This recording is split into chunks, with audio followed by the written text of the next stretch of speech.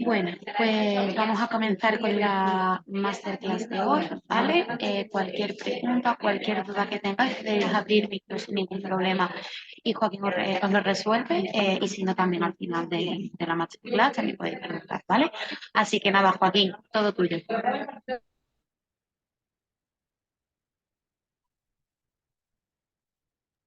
Joaquín, estás silenciado. Perdón. Ay, no. Ahora, gracias. Nada. Buenos días. Vamos a dar comienzo, por tanto, a esta masterclass.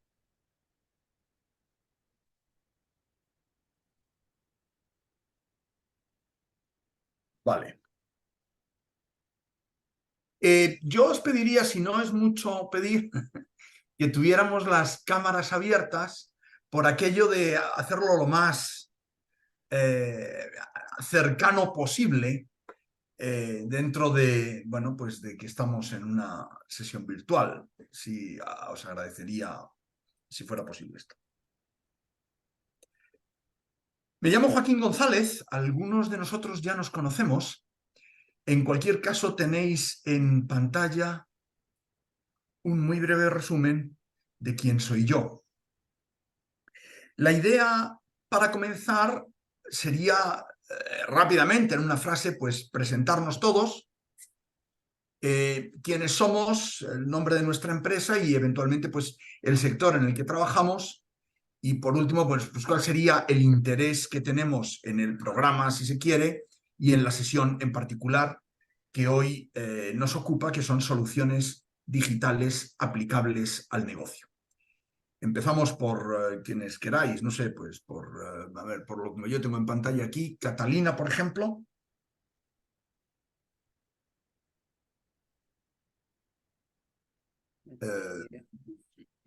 A lo mejor estás hablando, pero estás con el micrófono silenciado. O es que, pues a lo mejor no estás. Bueno, Elvira.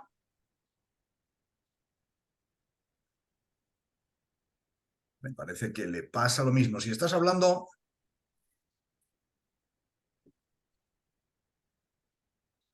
Bueno. El resto, Diego y Caridad, pues nos conocemos. Ya no nos conocemos. Sí, Bueno, más o menos nos conocemos. nos conocemos. A ver, yo es que Joaquín, de la foto de aquí, no sé si eres tú, ¿eh? ¿Por qué? ¿Estás muy joven ahí o qué? Oh, cielos, ¿tanto se me nota? Ah, Caridad, ¿esto qué dices? ¿Que sí o que no? Este es guapetón. Que sí, Vale, vale, gracias. ¿Cómo has sabido elegir la foto, eh? Eso no vale. Bueno, sí, la verdad es que esa foto tiene ya algún tiempo. Ah, Uno confía en que haya cierta similitud, no sé. sí, sí. Bueno, vale, vamos a ver. El objetivo de hoy es, en efecto, hablar de soluciones, bonita palabra, digitales y negocio. Creo que esas tres son las tres palabras claves y relevantes del tema de hoy. ¿Qué es una solución? ¿Qué es digital? Y no perdamos de vista que no es para otra cosa, que no es por deporte, sino que sean útiles para el negocio. Vamos a tomar... alguien más ha llegado aquí. Ah, no, Elvira. Joaquín, ya te estoy escuchando. Hola, Hola. ¿qué tal? Es que estoy aquí trabajando Ah, bueno, vale, y entonces te escucho cuando puedo. vale, de acuerdo. Muy bien. Vamos a ver, vamos allá. Entonces, lo primero que tenemos que entender es que tecnología es una cosa y solución tecnológica es otra. Y que hablar de tecnología es muy divertido, es muy entretenido, son reuniones de café, además nos da culturilla y bien, está bien, pero la tecnología por sí misma no resuelve.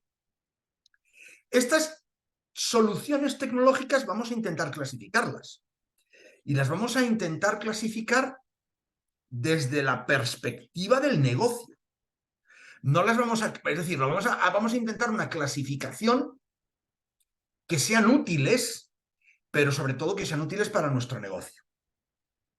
Vamos a ver cómo seleccionaríamos una solución tecnológica. Oye, ¿en base a qué? Y bueno, vamos a hablar de tecnología, puesto que también formaba parte del objetivo del contenido de este módulo, hablar o mencionar algunas tecnologías. Si estamos hablando de tecnología, podemos estar horas hablando de tecnologías y desarrollándolas. Me he centrado en las que son más relevantes, en las que son, bueno, pues más famosas para tener claros los conceptos. Vamos a ver, vamos a empezar por el final en esta diapositiva. Una solución tecnológica se compone de una, o más bien, de varias tecnologías. No se me ocurre una solución tecnológica que sea una tecnología en sí misma, excepto que sea una solución para alguien que esté construyendo una solución tecnológica superior. Es decir, para alguien que se sitúe por aquí, a lo mejor esta tecnología es en sí misma una solución, pero para nosotros, empresarios, no.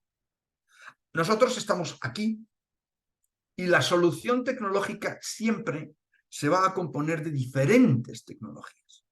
En algunos casos, muchas. Estas tecnologías, también en muchos casos, tienen que ver con un hardware y con un software. O solo con un software, depende de dónde vayamos nosotros la arquitectura que vamos a diseñar o definir en nuestra solución, en general, nuestro stack tecnológico. Por tanto, tengamos claro esto, que a mí de nada me sirve hablar de inteligencia artificial. Digo, por ejemplo, vamos, si me sirve, es muy divertido y hablamos de ChatGPT, de lo que todo el mundo habla, y hablamos de eso. Pero ¿para qué me sirve a mí eso en mi día a día? Me sirve en la medida en que me da una solución a mí para algún problema que tengo, que puede ser una intervención manual para averiguar un documento, una información, un algo, o que puede ser relacionado con otras cosas. Herramientas de inteligencia artificial hay muchas. Nosotros empleamos inteligencia artificial todos los días en estos dispositivos que tenemos en nuestro bolsillo. Todos los días. Ahora porque se ha puesto de moda, pero inteligencia artificial, a su vez, se basa en otras tecnologías anteriores. Es decir, mi solución tecnológica tiene herramientas de inteligencia artificial que a su vez se basan en otras tecnologías anteriores. Digo por poner un caso que está muy encima de la mesa. Vamos a intentar clasificar estas soluciones tecnológicas. Y lo vamos a ver desde diferentes perspectivas. Una, desde la finalidad empresarial. Una solución tecnológica resuelve un problema empresarial.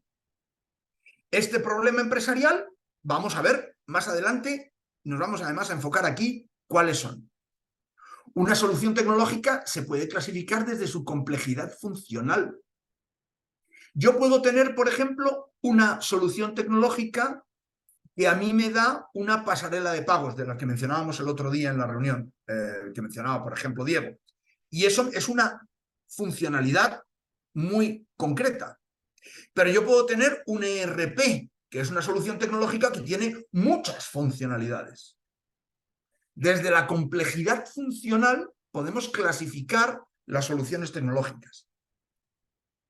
O desde su modularidad y escalado. Es decir, yo puedo acceder a una solución tecnológica por módulos y la puedo ir escalando a medida que mi negocio va creciendo o mis necesidades de esa solución van creciendo. Fijaos que estoy apuntando a criterios de selección que vamos a ver después. ¿Qué es lo que yo quiero? Y creo que esto lo hablábamos además el otro día, en pequeñito, en principio en lo más pequeñito idealmente posible. cuál es la primera a la funcionalidad nuclear que yo necesito en este momento.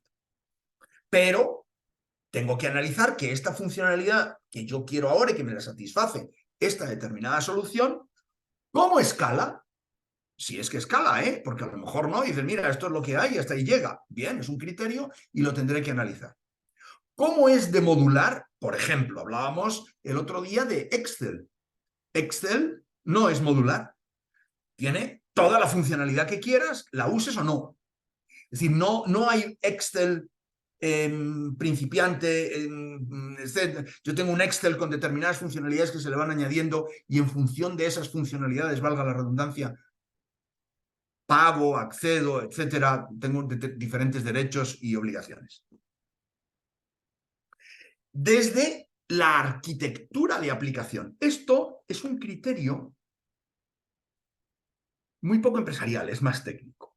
Y voy a mencionaros la arquitectura de aplicación, que es una arquitectura que se llama monolito o una arquitectura que se llama microservicios. Esto lo va a analizar probablemente quien lo entienda, a quien se le delegue y quien lo explique. Pero de momento el concepto, además, prácticamente las arquitecturas de monolito ya no hay. En las aplicaciones nuevas, en las soluciones tecnológicas nuevas, la arquitectura de la aplicación ya no es de monolito. ¿Qué quiere decir un monolito y qué quiere decir microservicios?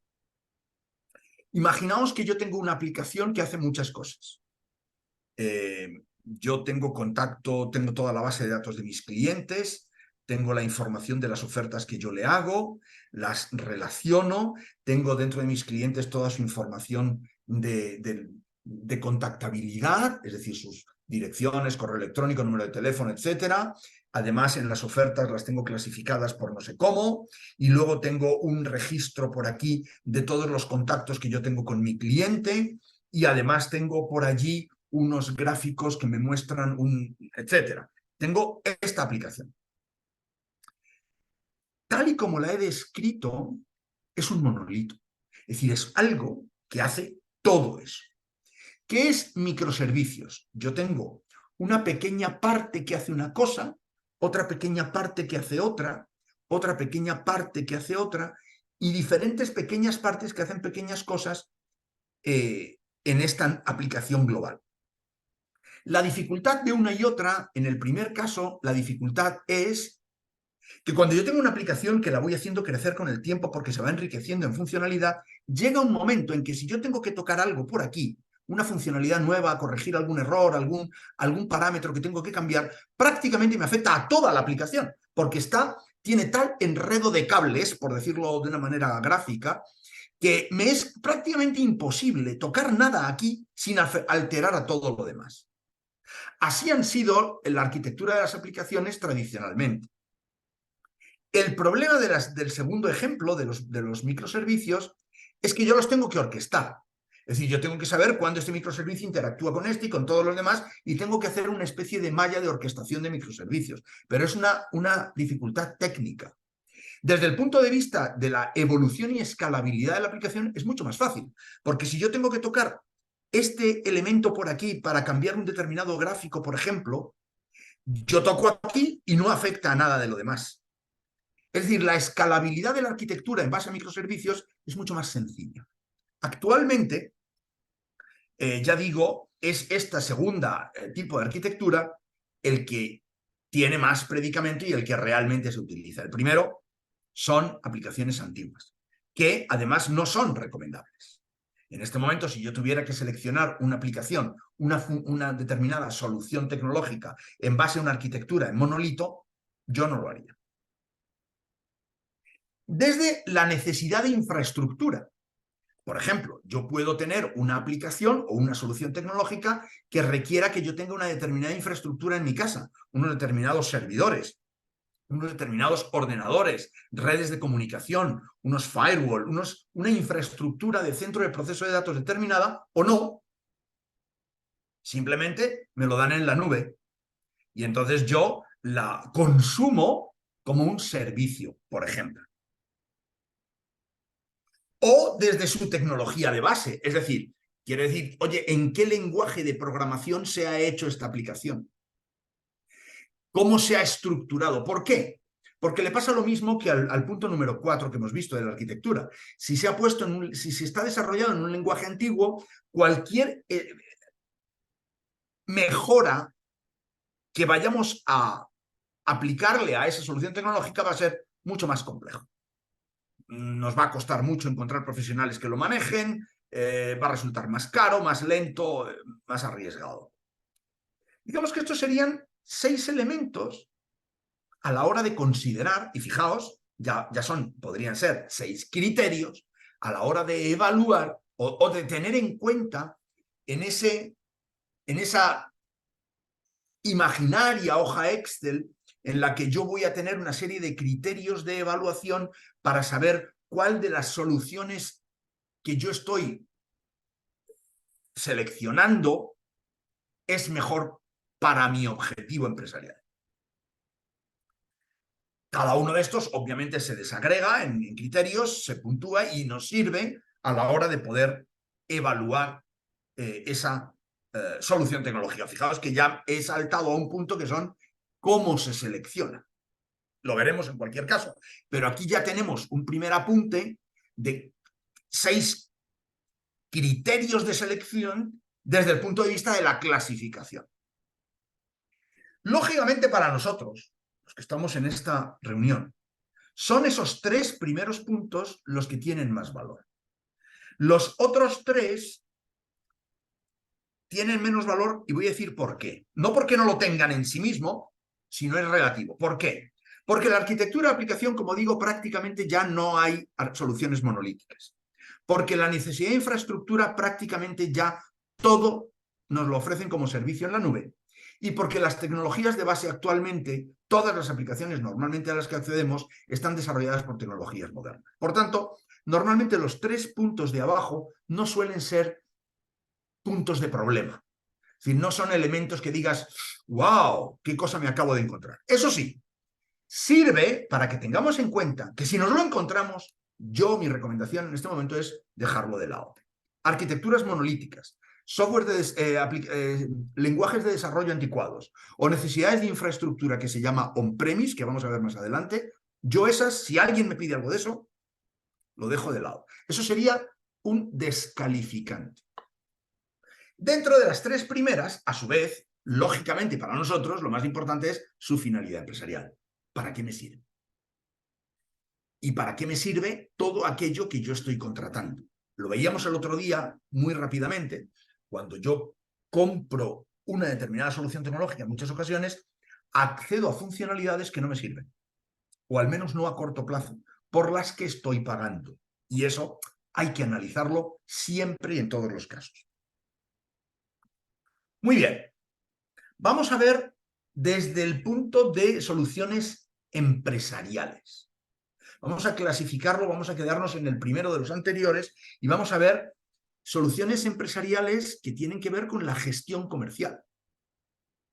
Fundamental. Y el otro día Diego nos contaba cómo él gestiona a sus clientes, tiene los datos, aquello que él nos contaba el otro día en Cáceres. Desde el punto de vista de la gestión comercial, yo tengo funcionalidades concretas que me son relevantes. Por ejemplo, todo lo que tiene que ver con contactabilidad de mis clientes, yo tengo que saber cómo contactarlos en cada momento. Es decir, si un cliente a mí me escribe un correo electrónico desde una dirección que yo no tenía registrada, mi primera pregunta a la aplicación es, ¿me capturas esa dirección y me la incorporas a la base de datos o lo tengo que hacer manualmente? Por ejemplo.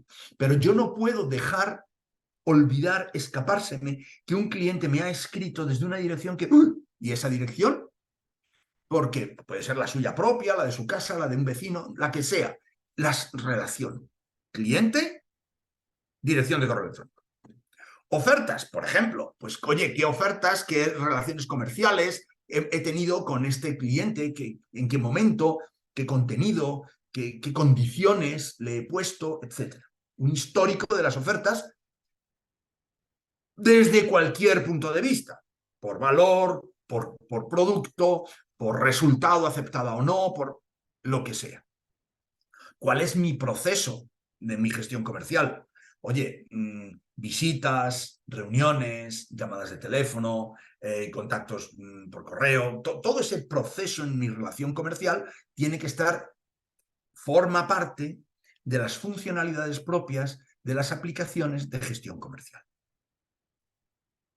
Gestión de marketing. Aquí yo voy a empezar por una frase y es: el marketing tradicional nada tiene que ver con el marketing digital. Nada, excepto dos cosas: la palabra y el objetivo. El resto, nada más. El marketing tradicional y el marketing digital persiguen el mismo objetivo y es maximizar mis ventas, maximizar mi resultado, mejorar la empresa por la vía de las comunicaciones, de gestión del cliente, de lo que se quiera. Pero ese es el objetivo y la palabra. El resto, nada que ver. Las herramientas no son las mismas, las habilidades no son las mismas, los tiempos, nada. Primero. Dentro del marketing tradicional o dentro del marketing en general, simplemente mencionaros elementos que conocemos, como es la comunicación, como parte de ese marketing, las famosas P's de producto, promoción, precio, los recursos que yo tengo que tener para este marketing. Si es digital, empezar a entender conceptos de este marketing digital. Métricas, SEM o SEO, tasas de conversión. Recordaréis en el cuestionario en el que yo os mandé inicialmente para temas de interés, yo había este tema y digo, ¿a quién le suena las tasas, el concepto tasa de conversión, por ejemplo? Es decir, el marketing digital es un mundo completamente aparte y además es un mundo inmenso que requiere de unas habilidades, conocimientos y experiencias muy ad hoc. Más, en mi opinión, más que el marketing tradicional. Es mucho más extenso, profundo y cambiante además, constantemente, porque las herramientas cambian, porque todo cambia y además se perfecciona. El marketing digital lo vamos a aplicar a soluciones digitales. Lo vamos a aplicar a canales digitales. Lo vamos a aplicar sobre todo a canales digitales. Si yo no tengo un canal digital, no necesito un marketing digital. Si yo tengo un canal digital para producto físico o solución física, el marketing digital es diferente a si yo tengo un canal digital para un producto digital. En cualquier caso, el marketing digital lo voy a tener siempre que yo tenga canales digitales. Otra herramienta empresarial: gestión de inventarios, gestión de compras, gestión de logística. De nuevo, todo lo anterior, comercial y marketing, prácticamente nos afecta a cualquiera, porque todos vendemos y la inmensa mayoría, si no todos, queremos hacerlo empleando canales digitales, pero no todos necesariamente tenemos que ver con logística o compras. Bueno, compras puede que sí, o con gestión de inventarios, depende de a qué nos dediquen. Puedo vender servicio y entonces no tengo inventarios, y a lo mejor no tengo logística, depende. En cualquier caso, hay herramientas, soluciones empresariales que nos gestionan todo esto. Inventarios, compras, es decir, proveedores, logística, entregas, transporte. Comercio electrónico. Esto es un mundo dentro del mundo. El comercio electrónico son herramientas prácticamente que van a tener todo lo anterior junto, y algunas de las que vienen después. Es decir, el mundo del comercio electrónico, insisto, gestiona clientes, tiene herramientas de marketing digital, puede tener herramientas que me gestionen inventarios, compras, logística. A lo mejor no va a tener herramientas de tipo financiero, pero sí lo anterior. Hay soluciones que tienen lo anterior y otras que son más específicas para los canales que yo voy a emplear para este comercio electrónico, webs transaccionales, apps, etc. Como sea, las herramientas de comercio electrónico, insisto, son todo un mundo que vale la pena explorar en sí mismos despacito para saber lo que quiero hacer. La experiencia me dice que la precipitación en la selección es muy mala consejera y el análisis incompleto también. Es decir, gastemos 10 minutos más en pensar y menos en actuar. Pero analicemos bien si vamos por un comercio electrónico, qué queremos lograr en qué momento del tiempo, para saber qué es lo que tengo que hacer. Gestión administrativa y contable. Estas son soluciones que tienen que ver, pues como su nombre indica, con la contabilidad.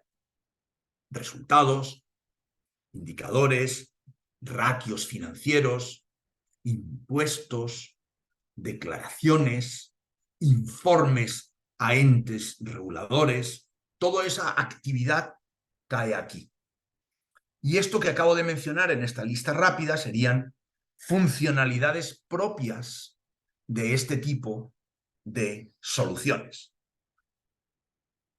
Gestión de activos, deudas, gestión de clientes y proveedores, que diferente a lo que tenemos en inventario de compras. Es decir, en compras yo hago una gestión de compras, pero me lo llevo a la contabilidad en herramientas de esta naturaleza.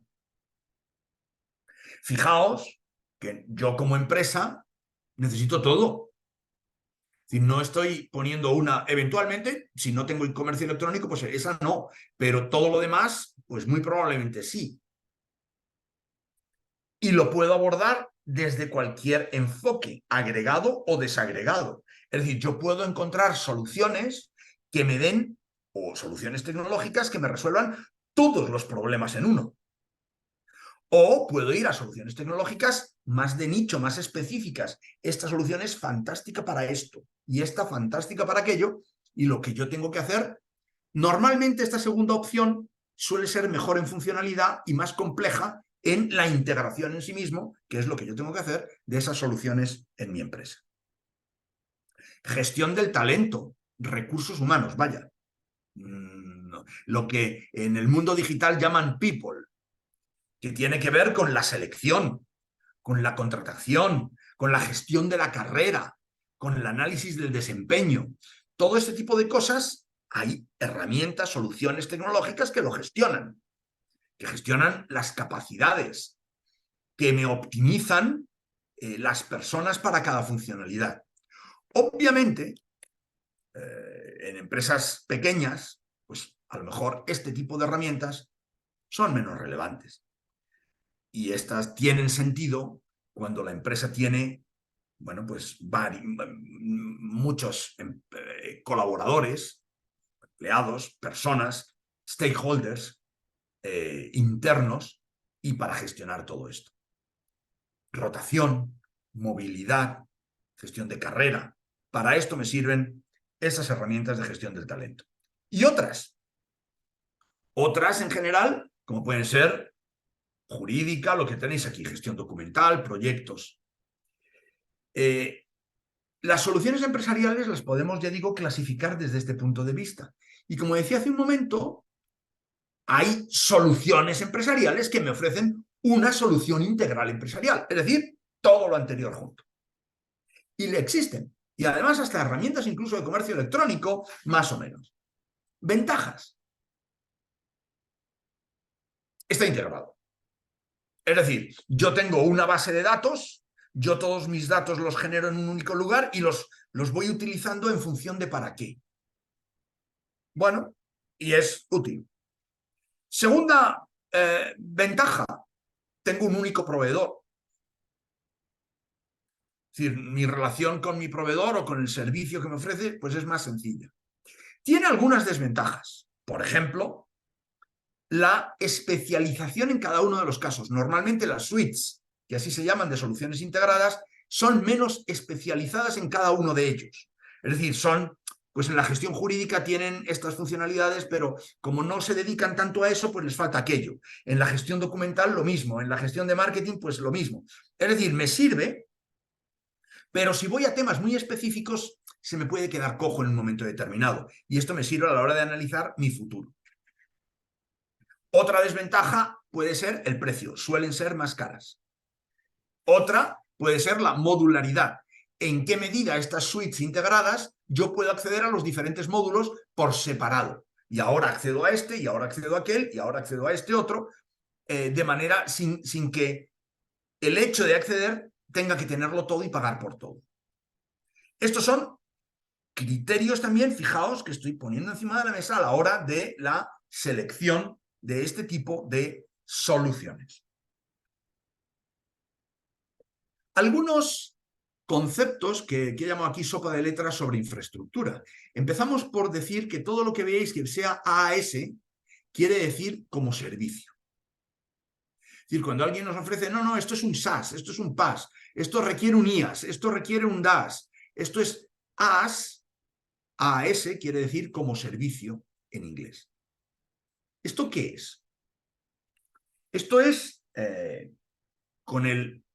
Al final creo que lo hablamos el otro día. La razón de todo esto, en su quinta esencia, es una revolución tecnológica que se ha dado, sobre todo en las telecomunicaciones. El advenimiento de Internet, las telecomunicaciones y el desarrollo de la tecnología de la información en general, que ha propiciado todo este nuevo mundo digital. Y el comportamiento mucho más digitalizado de nosotros como seres humanos, clientes, compradores, consumidores, de lo que sea. Pues bien, dentro de esta revolución está precisamente cómo yo gestiono mi infraestructura tecnológica para albergar todas estas soluciones. Es decir, la nube, la famosa nube, que tiene sentido, lógicamente, en la medida en que las redes de comunicaciones se desarrollan. Yo no podría acceder a la nube, ni mucho menos, con los anchos de banda de las redes de comunicaciones de hace 10 años. No digamos más tiempo. O 20 años. Entonces, lógicamente, esto me facilita unas determinadas infraestructuras. En primer lugar, on-premise. On-premise es un concepto, on-premise, on-prem, local, in situ, CPDs, centros de procesos de datos. Esto quiere decir computadores que yo tengo, servidores que yo tengo en mi casa, físicamente en algún lugar allí, en la habitación de al lado, en un rack, donde yo tengo los computadores con sus ventiladores, con sus firewall, con su ventilación, con su protección antiincendios, con lo que sea. Y yo tengo mis centros de proceso de datos, que era, sigue siendo en algunos casos, pero era la manera de hacer, la única manera de hacer que había hace algunos años. Y las empresas tenían que tener eso. Actualmente muchas lo siguen teniendo, pero muchas otras, realmente la mayoría, y sobre todo las empresas más bien pequeñas y medianas, se han ido a modelos en la nube. Mucho más elásticos, más dinámicos y menos, de alguna manera, menos comprometidos, porque yo ya no me tengo que ocupar de si tengo un firewall, de si tengo prevención si por la noche ha pasado no sé qué, de tener en un lugar, no me ocupo de eso. Es decir, me quito dolores de cabeza. Aquello que decía Diego el otro día, yo me quito dolores de cabeza y me voy hacia esto. Pues ese razonamiento es el que ha propiciado el advenimiento de las nubes. IaaS, ¿qué quiere decir IaaS? Infraestructura como servicio. ¿Qué es esto? Yo como empresa tengo mi software, tengo mis aplicaciones o las estoy desarrollando y realmente lo único que necesito son los servidores en donde alojarlas. Unos servidores con una determinada capacidad de procesamiento, con una determinada capacidad de memoria y con una determinada capacidad de almacenamiento. Esos servidores tengo dos opciones, o los compro y los pongo on-premise o me voy a una nube que digo, oye, nube, ¿tú me das esta infraestructura y me la vendes como un servicio? Y digo, sí, claro, ¿qué necesitas? Y entonces digo, mira, necesito esto, y voy creciendo y voy decreciendo. Es mi problema. Yo les pago a ese proveedor por lo que ellos me ofrecen como servicio. Es decir, como servicio, fijaos también, desde el punto de vista contable, es un gasto, no es una inversión. Si yo compro un ordenador, es una inversión que estoy amortizando. En este caso, es un gasto. ¿De acuerdo? Yo Lo meto como gasto. Ventajas o inconvenientes, eso es debate de otra naturaleza. El caso es que yo tengo estos como servicio. El día que yo requiera más, contrato más. El día que requiera menos, contrato menos, en función del acuerdo al que yo llegue con mi proveedor. El día que no necesite más, hasta aquí llegamos, rompo contigo, me voy con otro, porque tu servicio no es bueno, por lo que sea. Dentro de las relaciones contractuales que pueden tener todas las condiciones que se quieran. Esto es infraestructura como servicio. Plataforma como servicio. ¿Qué es una plataforma? Una plataforma, o sea, en la infraestructura como servicio lo que yo contrato son prácticamente ordenadores, es decir, hardware, es decir, hierro, por decirlo, hierro, eso es lo que contrato. En el PaaS yo contrato el hierro y un determinado software por encima que a mí me permite hacer cosas. Por ejemplo, un software de desarrollo, unas plataformas de desarrollo que a mí me permiten desarrollar por encima software que me es útil para mi empresa.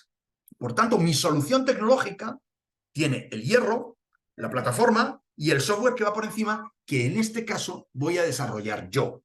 Y lo que yo estoy contratando es esta plataforma como servicio.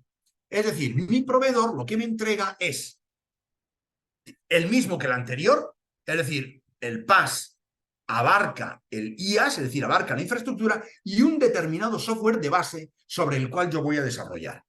¿Y qué voy a desarrollar? El software, que ya lo puedo adquirir directamente. Es decir, cuando yo contrato, el otro día creo que hablábamos de Odoo, por ejemplo, o hablábamos del software que sea, cuando yo contrato un software como servicio, me lo dan hecho. Yo no tengo que desarrollar nada. Mira, ahí está. La funcionalidad está ahí.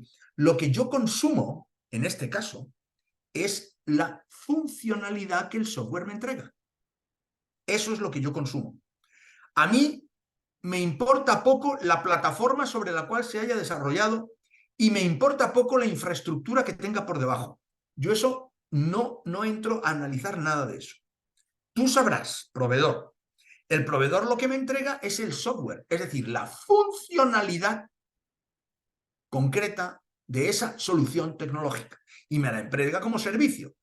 Y lo puede hacer por funcionalidad. Oye, mira, yo tengo 10 funcionalidades. Si consumes 3, pagas tanto. Si consumes 4, pagas cuánto. Si consumes 5. Lo puede hacer por número de personas que, oye, mira, yo tengo este software. Si aquí trabajan 3 personas, me pagas cuánto. Si son 6, cuánto. Y así sucesivamente. Puede hacer combinaciones de una cosa y otra. Oye, estas 3 con 3 personas. Es decir, yo como vendedor tendré mi modelo de negocio y tú como cliente o yo como cliente lo voy consumiendo en función de lo que necesite y así lo voy pagando. Gráficamente sería algo parecido a esto. La infraestructura está por debajo y el software está por arriba. Y entre medias yo tengo la plataforma que me permite ese desarrollo de software. Yo como cliente puedo comprar cualquiera de los 3. En este caso, los que estamos en esta reunión, normalmente nosotros vamos a ir por el nivel más alto. Es decir, nosotros no veo que nosotros nos vayamos a pelear ahora por un desarrollo, etcétera. Algunas cosas sí, y entonces, bueno, pues podremos acudir a un PaaS, pero en general nosotros, en estos casos, estamos hablando de software como servicio. Se habla también de datos como servicio y se habla también de analítica como servicio. Esto tiene más que ver con lo que veíamos el otro día, el valor de los datos, que ya se empieza a ese valor de los datos, incluso se habla de monetizar los datos, se habla de poner en valor los datos, se habla de los data marketplace y se habla de los datos y la analítica como algo fundamental para la empresa digital que lo puedo consumir como servicio. Por ejemplo, yo me acerco a vosotros y digo, vale, si tú me dejas tus datos, Catalina, por ejemplo, y tú tienes un determinado problema, yo empleo todos los modelos de analítica avanzada que tengo desarrollados junto con tus datos y te voy a dar a ti las recomendaciones que los modelos de analítica me lanzan en función de tus datos y en función de tu problema. ¿Qué estoy haciendo yo? Poner la analítica como servicio. ¿Tú qué estás haciendo? Pagarme a mí por este servicio. Esto es un ejemplo, y hay muchas empresas que lo hacen ya, que ofrecen todos sus desarrollos en analítica, normalmente muy sectorizados, al servicio de empresas por sectores, para, en base a los datos de la empresa, y eventualmente incluso otros que no desvelan, que enriquecen el proceso, entregar recomendaciones que nacen de modelos, y esto es esa idea de inteligencia artificial. Aquí es donde aparece esa inteligencia artificial en la empresa o para los negocios. Un determinado modelo, con un determinado dataset, me arroja una determinada recomendación, por ejemplo. Luego yo veré lo que hago, pero esto lo venden como servicio. Muy bien, vamos a hablar de soluciones. Hemos hablado anteriormente, justo el anterior, de infraestructura. Ahora vamos a ver sopas de letras de soluciones. Para entendernos, voy a pasar rápido porque en general nos entendemos. CRM responde a lo que tenéis ahí escrito, gestión de relaciones con clientes, y son suites. Cuando digo suites quiere decir aplicaciones que tienen diferentes módulos, diferentes funcionalidades, que me resuelven problemas que tienen que ver con la gestión del cliente. Bien. ERPs, que responden a Enterprise Resource Planner, es decir, planificadores de recursos empresariales. Estos ERPs suelen tener soluciones que abarcan el mundo financiero, el inventario, lo que tenemos ahí, incluso recursos humanos, gestión del talento y eventualmente otros. Hay ERPs muy amplios que incluso gestionan clientes y tienen incluidos CRMs dentro del ERP. Hay otros menos amplios, más específicos, más modulares, pero el ERP realmente es el software de la empresa. De hecho, hay quien a los ERP se les llama core. El core de la empresa es su ERP, es lo que le permite trabajar, funcionar. La facturación, por ejemplo, pues está habitualmente en los ERPs, todo lo que tiene que ver con la gestión contable, administrativa, informes, estadísticas, etc. Gestión de procesos. Las herramientas de BPM me analizan a mí los procesos.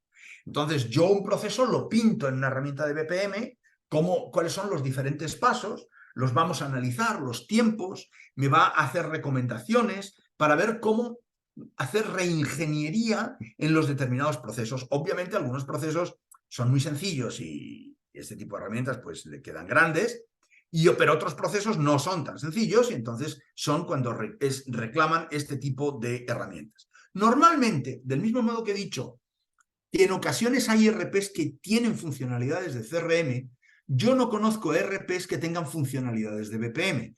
Es decir, las soluciones de BPM son muy específicas, muy ad hoc.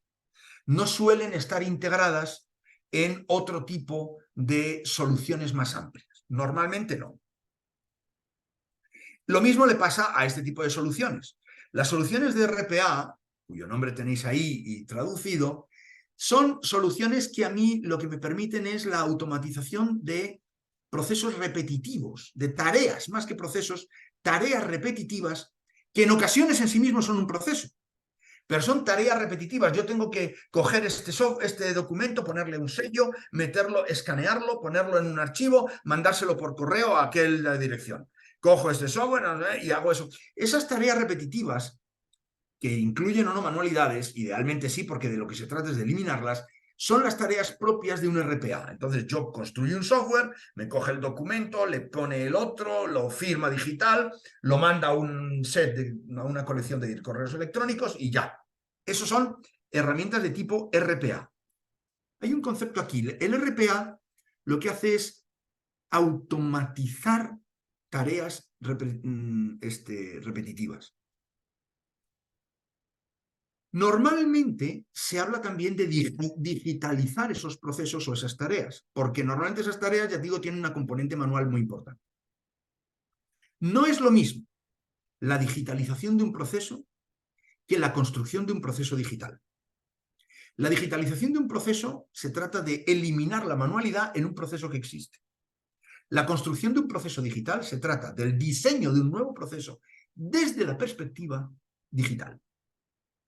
Un proceso actual que existe, que tiene manualidades, puede tener determinadas imperfecciones, determinadas mudas, utilizando el lenguaje Lean, determinados, vamos a decir, elementos de mejora. Si yo lo digitalizo como está. Ahí no estoy mejorando, estoy eliminando manualidades. Cuando yo diseño un proceso digital, lo diseño desde la perspectiva y el concepto digital, eliminando estos errores, se supone. Content Management Systems, sistemas de gestión de contenidos. De nuevo, estos tres que tenemos aquí, BPM, RPA o CMS, no suelen ser herramientas integradas en los ERPs. No. Ahora, a veces los CRM sí los podemos tener integrados en ERPs y tener ERPs muy grandes que tienen funcionalidad de CRM dentro. ¿De acuerdo? BI. BI son las letras de inteligencia de negocio y BA son las letras de analítica de negocio. Hablando de analítica, el otro día, muy brevemente al final, hablábamos de analítica. BI es esta analítica descriptiva, analítica básica, analítica gráfica, o creo que yo comentaba analítica forense. Es decir, ¿qué es lo que ha pasado? Me muestra muy bonito el histórico, eventualmente con unas pequeñas proyecciones de tendencia, pero sobre todo los históricos, cruzando datos que el cerebro no podría, cruzando datos para tener un resultado determinado. Esas son herramientas de BI. Los ERPs suelen tener herramientas de BI integradas. También, en este caso, sí, el BI suele estar en los ERPs, incluso en los CRMs. Y los CRM me suelen... Perdón, me estaban entrando algunos mensajes. Los CRM suelen tener herramientas de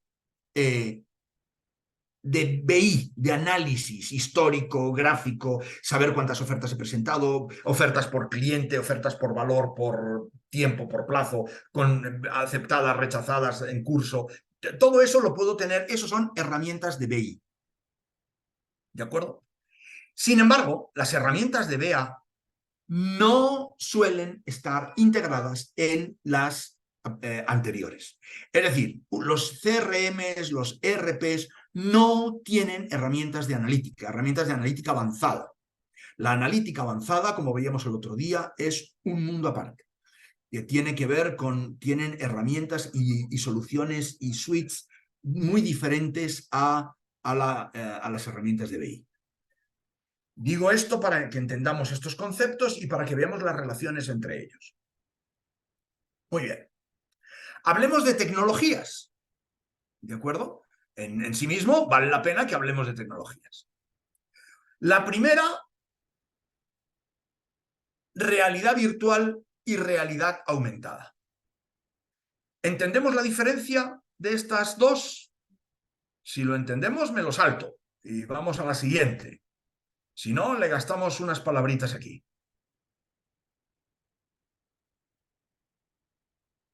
Bueno, el silencio, voy a suponer que vale la pena que hablemos dos palabritas.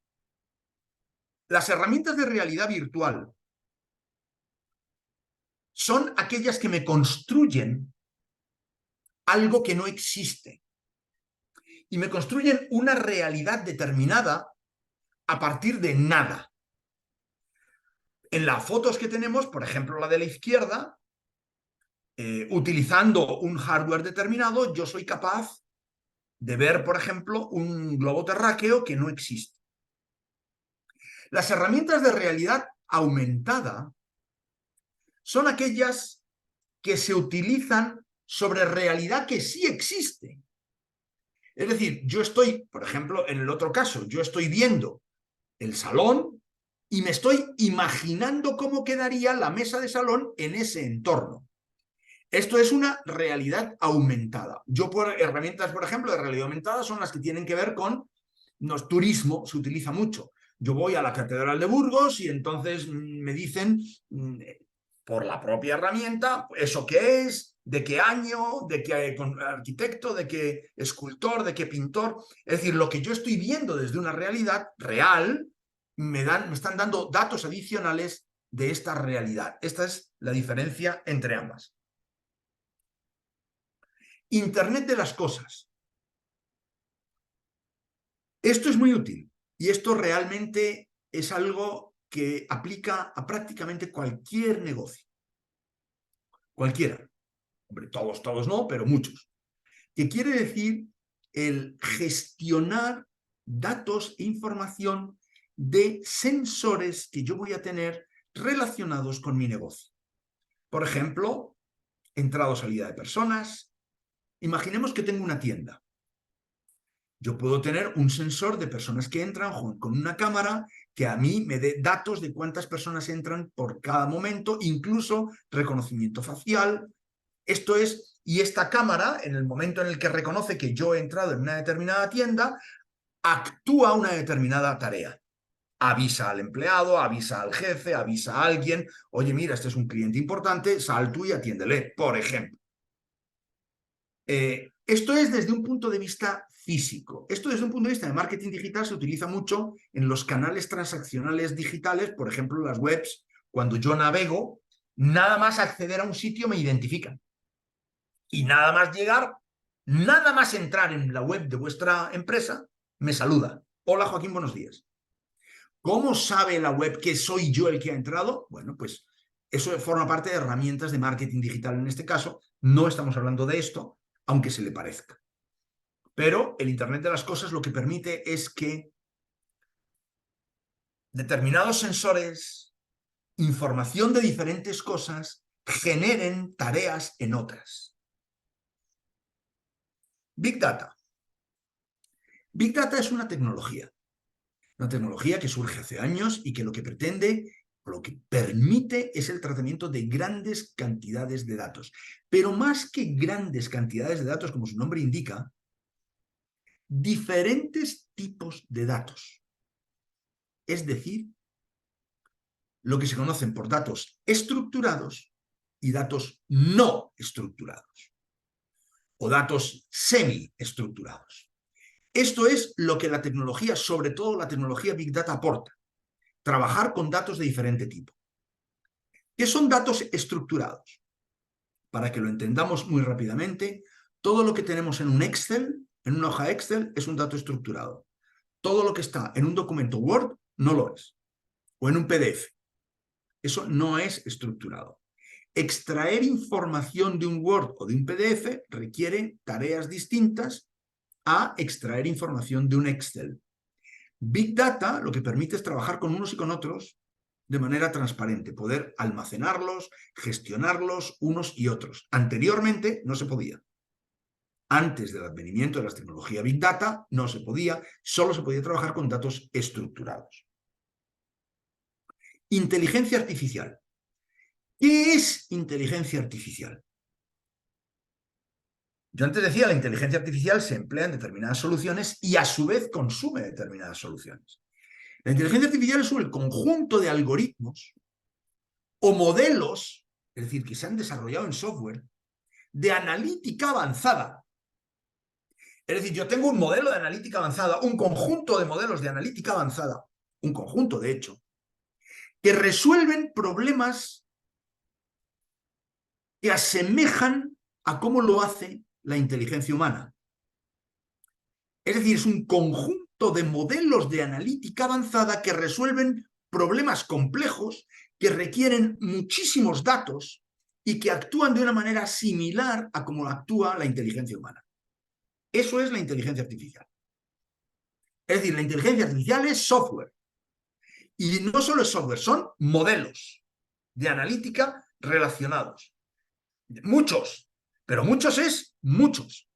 Esos modelos se desarrollan, alguien los desarrolla, uno y otro, y los combina. Por eso yo decía antes, la analítica avanzada está en medio entre la solución tecnológica que la emplea y la solución tecnológica de la que se nutre.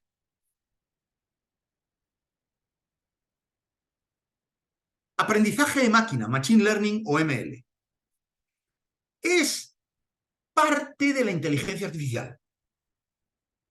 Bien, es un subconjunto de la inteligencia artificial que permite que los algoritmos que yo he creado cambien en función de los resultados. Es decir, imaginaos que yo tengo un algoritmo que me dice cuál es la probabilidad de que los que estamos en esta reunión abandonemos la reunión antes del final.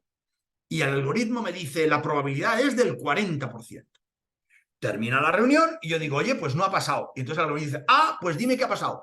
Y aprende de lo que ha pasado para que la próxima vez, en función de lo que ha pasado en esta y en otras reuniones, me dice, oye, la probabilidad de que pase es del no sé qué por ciento.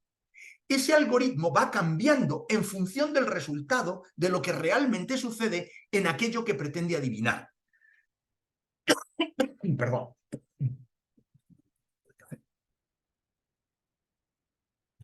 Muy bien. Esto se hace de manera automática o manual. Hay herramientas de Machine Learning automático que lo que hacen es, el resultado vuelve y lo hacen de manera automática. Aprenden. Es decir, es inteligencia artificial que aprende. ¿Qué es el Deep Learning o el aprendizaje profundo? De nuevo, es un subconjunto de lo anterior. Es un campo del Machine Learning que trabaja de forma automática y que además es capaz de trabajar con muchos más datos, empleando modelos de tipo redes neuronales, modelos mucho más complejos que los anteriores. Inteligencia artificial, Machine Learning automático, Deep Learning. ¿De acuerdo? Este sería el gráfico, uno dentro de otro. Todo ello es inteligencia artificial. ¿De acuerdo? Es decir, podemos hablar de ChatGPT y no nos dicen que es un Deep Learning. Son modelos de Deep Learning que utilizan redes neuronales y que no lineales, iterativos, modelos complejos. No, son inteligencia artificial. Ya. ¿De acuerdo? Entonces, que veáis que la inteligencia artificial sí, pero que a su vez hay diferentes elementos por debajo. ¿Qué es Data y Analytics? Data y Analytics es, en general, la parte de la ciencia o de la tecnología, y esto sí tiene mucho que ver con mi empresa, que me ofrece analítica a partir de mis datos. Es decir, que va a tratar mis datos, que va a considerar mis datos para generar o para poder yo generar analítica en base a mis datos o aquellos que yo adquiera, que yo reciba, que me presten, que me entreguen, que yo compre, lo que sea. ¿De acuerdo? Es decir, los datos que yo tengo, o porque los he generado o por lo que sea, los tengo. Esto es Data y Analytics. Metaverso. El metaverso es una combinación de todo lo anterior.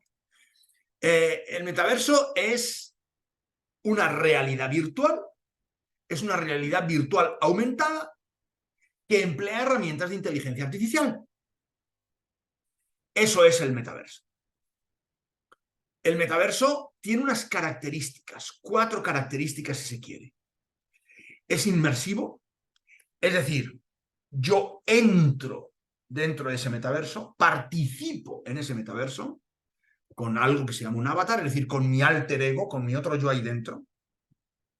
Es interactivo, al contrario de la inteligencia, perdón, de la realidad virtual o realidad aumentada, es interactivo, es decir, lo que yo haga tiene efectos y ¿de acuerdo? Es decir, altero, interactúo con esa realidad virtual. Es multiusuario, es decir, no solo estoy yo, sino hay otras personas y todos estamos interactuando, por tanto, lo que yo haga afecta al propio sistema, a todos los demás, y lo que otro haga me afecta a mí. Y además es persistente, es decir, no puedo resetear. No puedo decir, ¡ay! Me equivoqué, vuelvo atrás. No, lo que quedó, quedó y quedó. ¿De acuerdo? Estas son características del metaverso, del que ahora no se habla tanto, pero no hace tanto tiempo se hablaba mucho. ¿Qué son gemelos digitales? Los gemelos digitales son réplicas de algo que me interesa, es decir, una especie de metaverso en pequeñito. Por ejemplo, yo podría tener un gemelo digital de mi propia empresa. O yo puedo tener un gemelo digital, de nuevo, un gemelo digital es, emplea herramientas de analítica, perdón, de inteligencia artificial y eventualmente una realidad aumentada o virtual o las dos. Pero sobre todo inteligencia artificial. Es decir, los digital twins lo que pretenden es, en una combinación de modelos, decirme a mí qué pasa si hago esto, qué pasa si hago aquello. No se trata en este caso de que sea persistente, de que lo que yo haga no tenga vuelta atrás, se trata de saber qué sucedería si yo, por ejemplo, decido vender acciones de tal empresa o comprar acciones de tal otra, teniendo en cuenta el mercado mobiliario, es decir, este tipo de herramientas que me permiten a mí intentar adivinar el futuro a partir de una recreación de mi realidad. Es una especie de metaverso en pequeño. Vamos a hablar de otras tecnologías, o a seguir hablando de tecnologías.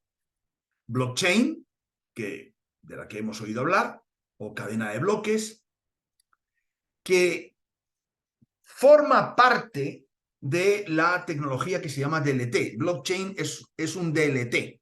DLT es una tecnología de registro de transacciones distribuidas, el signo en inglés que lo tenéis ahí. ¿Qué quiere decir esto? Quiere decir que es una tecnología que hace que lo que yo haga queda registrado de una manera descentralizada, es decir, nadie se ocupa de registrarlo, es público, es decir, lo que yo haga se conoce, es inalterable, es decir, lo que yo he hecho es lo que yo he hecho y no puedo cambiarlo, y es inviolable, es decir, ni yo ni nadie puede alterar lo que yo he hecho. Es una tecnología en la que una determinada acción está representada en este gráfico, una determinada acción por fórmulas matemáticas se relaciona con una acción anterior y con una relación posterior. De modo que si yo cambio algo de esta acción, no va a estar en consonancia con la acción anterior y posterior y por tanto ahí se ve una corrupción del dato. Blockchain permite, o los DLTs permiten y sirven para la construcción, por ejemplo, de lo que se llaman smart contracts, que se utilizan en los data marketplace, es decir, cuando yo vendo datos. Los smart contracts son contratos digitales que se establecen entre dos partes o más, que lo que se establece queda establecido y es inviolable e inalterable. Lo que yo entrego es esto, lo que tú recibes es esto, tú lo recibes y no puedes decir no, no era, yo lo entrego y no puedo decir no, no era. Es decir, todo está de una manera pública, inviolablemente establecido. Esos son los contratos que se llaman smart contracts o contratos inteligentes. Se les suele llamar smart contracts el término en inglés. Sirve sobre todo para la gestión de datos, que como veíamos el otro día son elementos muy sensibles de las empresas en los que yo no tengo inconveniente en cederte a ti mis datos, pero sí tengo inconveniente en saber para qué los usas. O en saber que tú los vas a ceder a un tercero, por ejemplo. El concepto de activo digital. Vamos a ver este activo digital como... Vamos a ver cómo hago esto. Sí. ¿Qué es un activo digital? El activo digital más básico es mi dato. Mi dato que yo puedo tener gobernado o no gobernado. Gobernado quiere decir con calidad, con seguridad, etc. Este dato mío vale 1. Si además yo le aplico reglas de calidad. Por ejemplo, las direcciones, los números de teléfono pueden tener solo 9 cifras. Tienen que empezar o por 6 o por 9. Tienen reglas de calidad a los datos que yo tengo o a los datos que adquiero, pues esos datos valen más. Porque a mí tú ya me estás entregando números de teléfono que no te voy a encontrar ahí un número de 9 cifras, vete tú a saber. Ya empiezan a ser activos digitales y pueden tener, por ejemplo, un valor 5 veces superior. Cuando además estos datos les añado seguridad, es decir, empiezo a construir herramientas de seguridad para el propio dato, yo ya me los puedo llevar a un data marketplace, es decir, los puedo poner a disposición.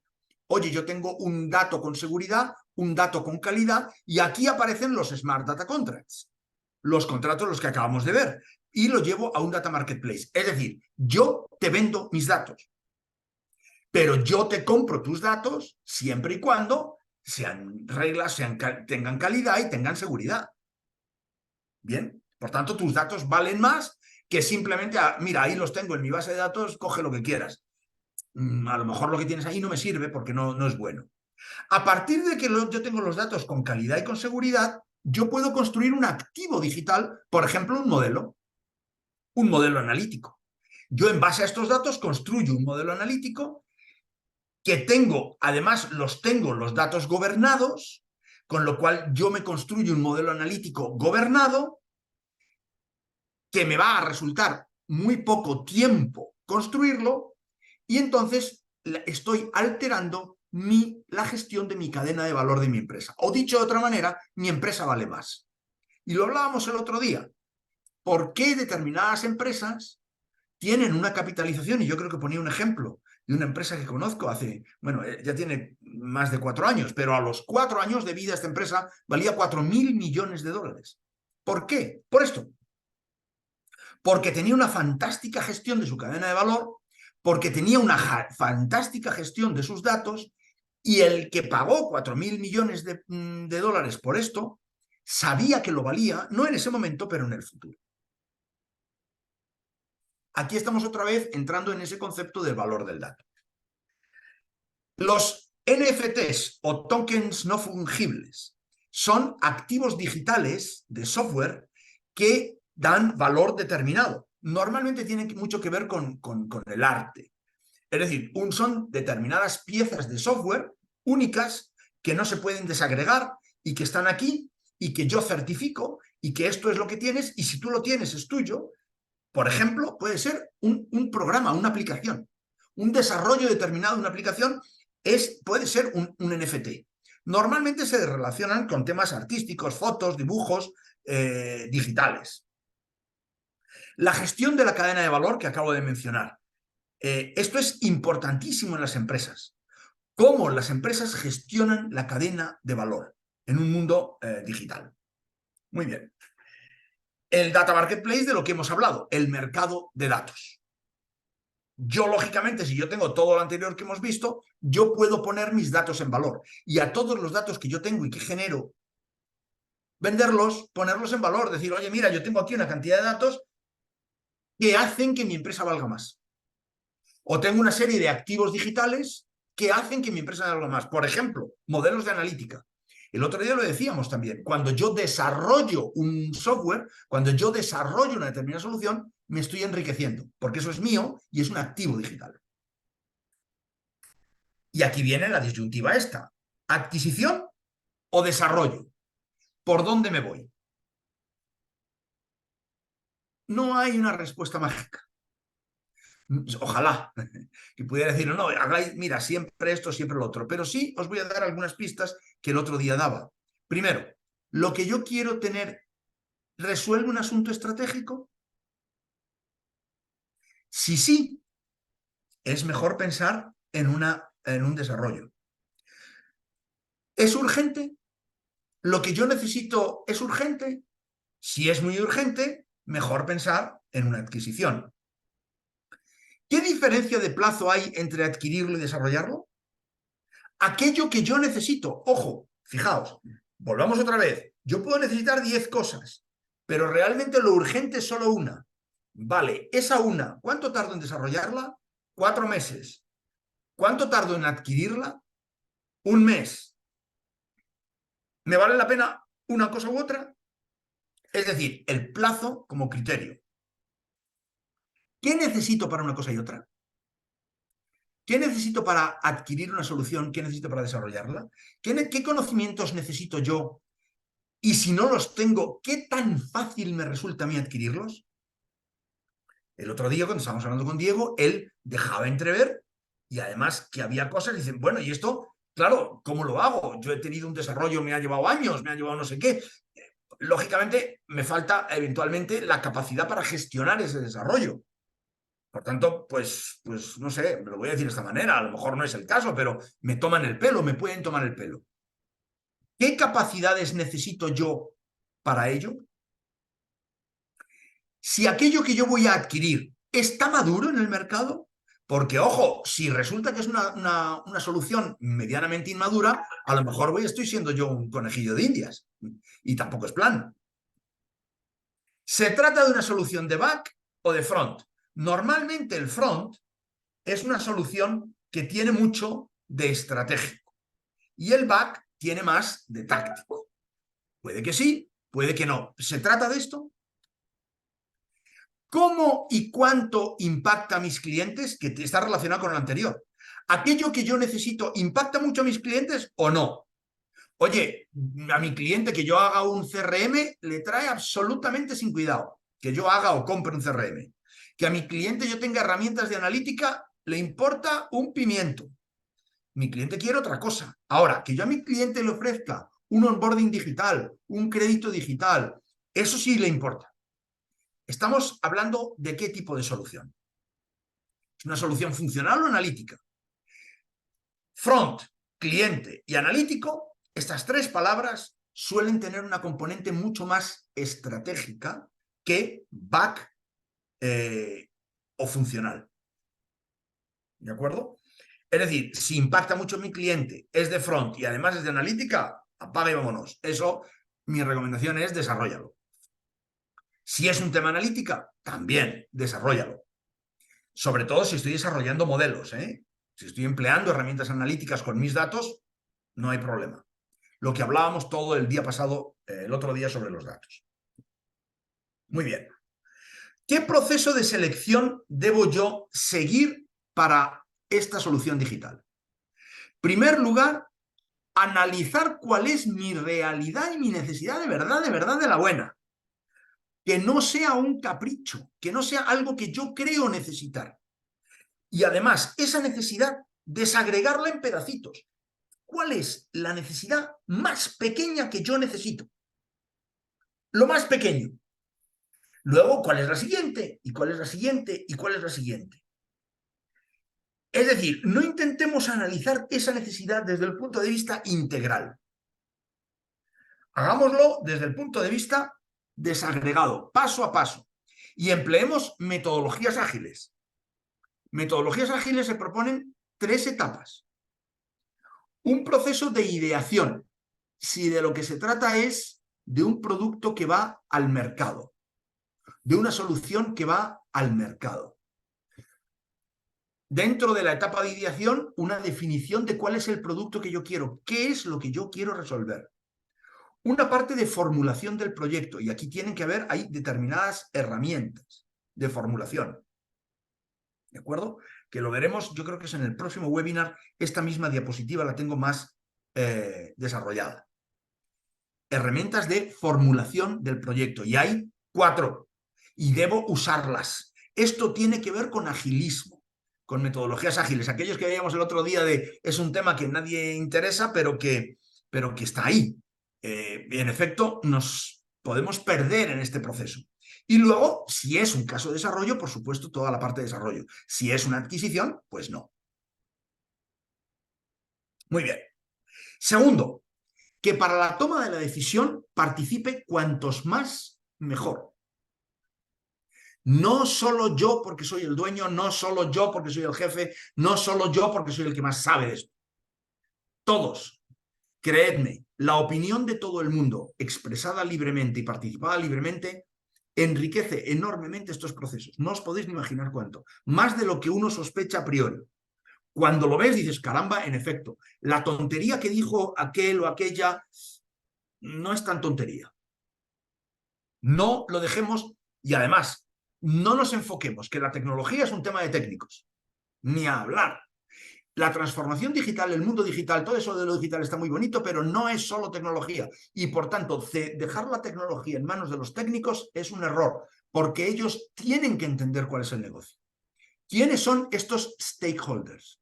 Stakeholders, aquellos a los que interesa el proyecto. Y estos stakeholders son de todo tipo. Si yo voy a seleccionar una ERP, le interesa al financiero, le interesa al que hace las compras, le interesa al que tiene la logística, el inventario, al que tiene que guardar los almacenes, el que tiene... A él le interesa. Él me tiene que dar su opinión.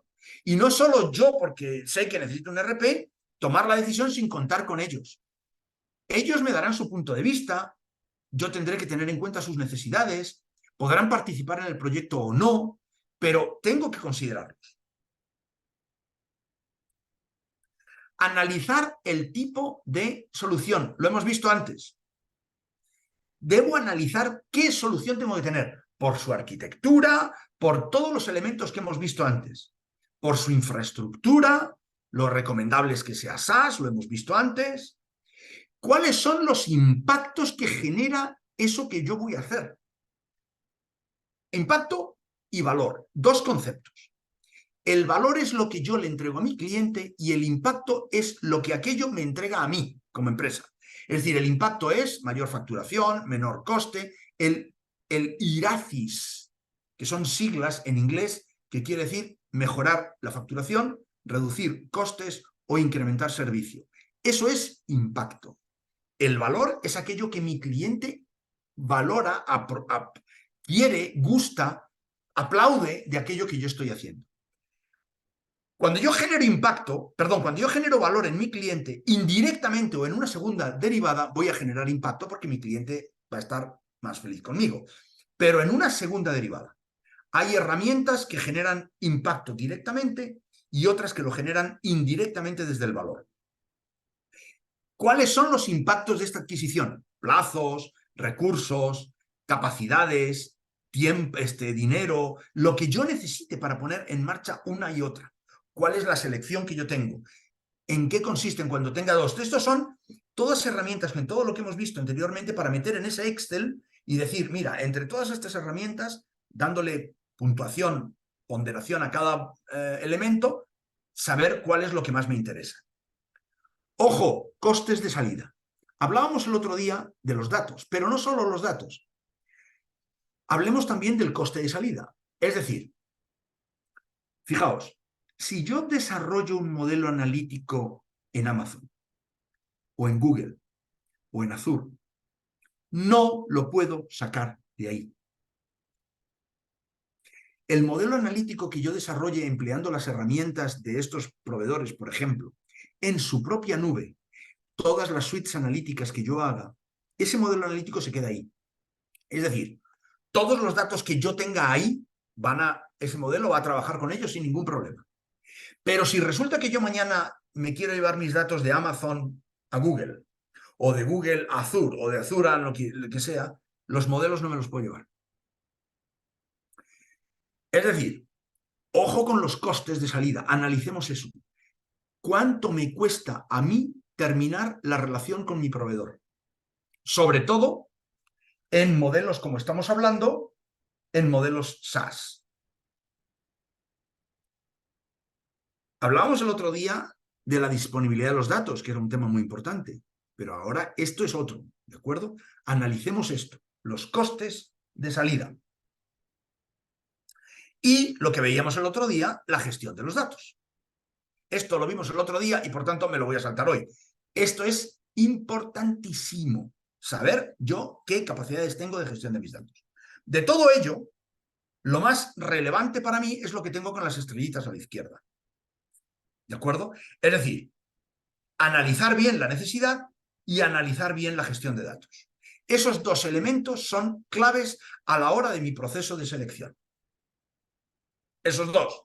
Esos son los más importantes. Los siguientes todos los otros que están en estas estrellas y luego el resto por darle un orden a estos criterios del proceso de selección. Muy bien. De datos y analítica, ¿cómo vamos de tiempo? Nos queda 10 minutitos. De datos y analítica, este gráfico, simplemente para, como veis, y os lo decía el otro día, yo hablo siempre de datos y analítica, porque es la gran tecnología de la empresa digital, por encima de otras. Los datos son la fuente del valor o del impacto. Hoy es así. Estos datos que me generan una analítica que me favorece una decisión adecuada que me toma una decisión funcional. Yo tomo una decisión que pongo en marcha funcionalmente y esta funcionalidad me genera valor o me genera impacto. Pero al final, el dato es el que generó este impacto. En un mundo digital, las empresas digitales piensan así. La empresa tradicional, la decisión se tomaba por datos, pero no por datos que estuvieran en una base de datos, sino por datos que tenía el que tomaba la decisión. Es decir, el perro viejo era el que tomaba, porque era el que más datos tenía, el que más experiencia tenía, era el que tomaba la decisión, o el que influía altamente en ella. En el mundo digital ya no es tanto así, también, porque el valor del ser humano sigue siendo, también, pero existe la manera de trabajar con todos esos datos, los que tengo, los que genero y los que tengo que no haya generado, todos los que yo tenga, a todos a los que acceda, cuanto más mejor, porque la tecnología me lo permite. El dato es el activo de partida y el valor y el impacto el objetivo de salida. ¿De acuerdo? Ese es un esquema para que entendamos una cosa y otra. Entre medias aquí tenemos la palabrita mágica de la inteligencia artificial, que es la construcción de estos modelos analíticos, ya sabemos lo que es inteligencia artificial, para influir en la funcionalidad de una manera más o menos automática. Esto lo veíamos el otro día. ¿Qué son los datos? ¿Qué implica trabajar con datos? La gestión, calidad, seguridad, consumo, desde todo esto, desde el gobierno del dato y en la arquitectura de datos determinada. Estos son los 6 grandes elementos que se consideran a la hora de analizar mis datos. Ya estoy entrando en datos y analítica, en datos. Hay un concepto, cuando hablamos de datos y analítica, que además lo hemos visto antes en la sopa de letras de tecnologías, hemos visto DIA, datos y analítica, ahí estamos, ¿eh? Ahí estamos. Hay un concepto dentro de datos y analítica que se llama Data Fabric. Un Data Fabric es una solución integrada de datos y analítica. Y el otro día os mostraba un gráfico que yo no tengo aquí, no sé si tengo aquí, dejadme verlo, no lo tengo aquí, pero el otro día os mostraba un gráfico de un Data Fabric es decir, ¿de qué se compone un Data Fabric?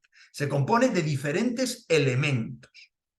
Ojo, Data Fabric es un término acuñado por 2 consultoras o por una consultora, Data Fabric y Data Mesh, por 2 consultoras muy grandes del mundo que son estas, Gartner y Forrester. Ellos acuñaron el término Data Fabric para decir, mira, el Data Fabric es un producto de datos que te permite una analítica avanzada útil.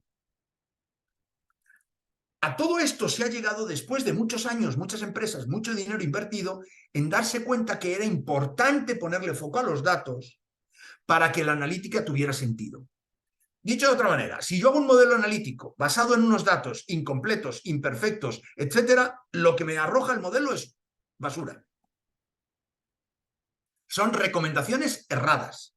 Por tanto, para evitar esto, hay que ponerle foco a los datos. Mira tú qué tontería, todos estamos pensando en el modelo analítico y resulta que donde yo me tengo que centrar es en los propios datos. Esto es un Data Fabric como concepto, ¿de acuerdo? Es un término que os dejo para conocimiento. Hoy el tema era soluciones tecnológicas aplicables al negocio. Conclusión. ¿Qué finalidad empresarial para vosotros es más prioritaria? ¿Qué problema empresarial queréis resolver antes que otro? ¿Cuál es el problema que más os está acuciando? Para eso es para lo que hay que poner solución digital. ¿Qué herramienta diríais que es más complicada de obtener? ¿La que resuelve qué problema? ¿Qué dificultades identificas tú en tu realidad para poner en marcha esto? Estas son preguntas que uno se hace para tenerlas claras, porque son las preguntas que se le plantean al consultor, en este caso a mí. Oye, mira, estas son mis dificultades, esto es lo que yo quiero hacer, ¿cómo lo hago? ¿Cómo usas, siguiente pregunta de reflexión, ¿cómo usas tu analítica? ¿Qué tipo de analítica usas y cómo? ¿Para qué? ¿Cuándo? ¿Con qué frecuencia? ¿Para qué te sirve? Estas son, insisto, preguntas de conclusión, preguntas de reflexión, de final de webinar hoy, a modo, ya digo, de reflexión. Entonces, concluyamos, para hacer quinta esencia de todo esto. No hay una solución tecnológica única que resuelva todo. Las soluciones tecnológicas puedo adquirirlas, puedo desarrollarlas. Las puedo adquirir grandes, pequeñas, desarrollarlas grandes, pequeñas. Las soluciones tecnológicas tienen que estar relacionadas con un valor o un impacto que yo quiero lograr. No simplemente porque sí. Por tanto, debo tener evaluado cuál es el impacto y el valor que quiero lograr. Las soluciones tecnológicas las debo tener disponibles a corto plazo. No me vale plantear una solución tecnológica y estar, como hablábamos el otro día, de años esperando su resultado. Eso no es adecuado. A modo de conclusión, este módulo 5 sobre soluciones digitales aplicables al negocio. Cierro como empecé. Estoy a vuestra disposición si me necesitáis para que comentemos más allá de las preguntas que tengáis en este momento. ¿Alguna pregunta? ¿Duda? ¿Comentario? Otro traguito de café. Pues Joaquín, si no hay ninguna duda ni ninguna pregunta, damos por concluida la masterclass. ¿Vale? Así Muy que bien. nada, muchísimas gracias a todos y todas por Pues- participar y sobre todo a ti, Joaquín. Así que nada, hasta la próxima. Muy bien, gracias y nos vemos. Chao. Chao.